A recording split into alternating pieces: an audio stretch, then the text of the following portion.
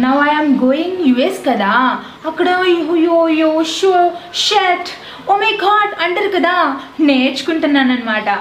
నీ బొందరా నీ బొంద ఓర్ని నువ్వేందే పిల్ల పుట్టక ముందు కుల్ల పుట్టినట్టు చేస్తాను. మీకేం తెలియదు పోండి.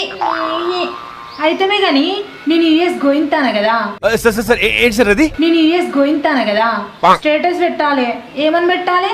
ఐఎమ్ యుఎస్ డై అని పెట్టినా.